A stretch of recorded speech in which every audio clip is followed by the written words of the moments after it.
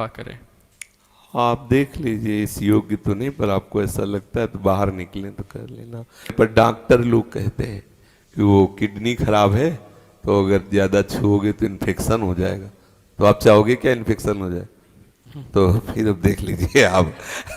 अच्छा देखो, आप कहा तो आप बोले, और जब आप होगे तो बाहर सुन रहे हैं ना कि बाहर निकलने पर ये तो फिर सबको लगेगा ऐसा।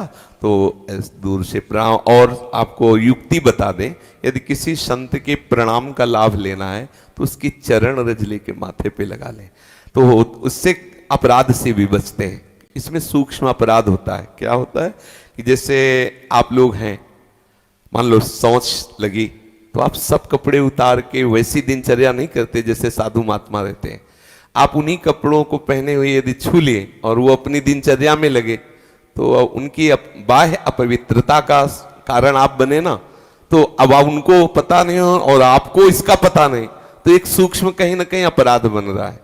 तो संत महात्माओं को कोशिश करें कि दूर से ही प्रणाम करें, और यदि कभी ऐसी उनकी अनुमति हो जाए तो हम उनकी सेवा के योग्य बाह्य शौचाचार का पालन करते हुए फिर कोई परेशानी नहीं। प्रायः अब जैसे पैंट पहने हैं वो चिपका हुआ, अब वो बैठ के लघु शंका कैसे करेंगे? नहीं कर सकते।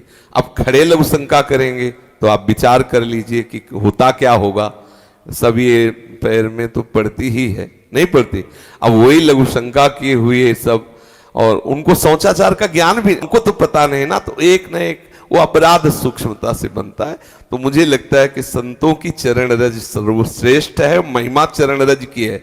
बहुत महिमा गुरु चरण रज की, संत चरण रज की है। स्वयं भगवान कहते हैं, निरपेक्षम मुनिम शांतम निर्वैरम समदर्शनम अनुब्रजाम्यहम नित्यम पूयत्यंग भी। ऐसे जो निरपेक्ष समदर्शी निर्वैर महात्मा हैं, उनकी चरण रज लेने के लिए मैं पीछे पीछे डोल। चरण रज की बड़ी महिमा है, तो चरण रज के लिए तो कोई रोक ही नहीं सकता। और वृंदावन की हर रजकण महामहिमा में, और गोपी जन इसी चरण रज में बैठ करके रोई है। ये प्रियालाल की चरण रज से चिन्हित भूमि है।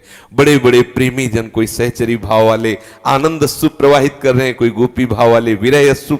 ये अश्रुओं से भींगी हुई भूमि वृंदावन की, इसकी बराबरी कोई नहीं कर सकता। तो इसलिए यहाँ की प्रत्येक रज महामहिमा में है। उस रजकण को माथे पे तो सब महापुरुषों का आशीर्वाद हमारे साथ है।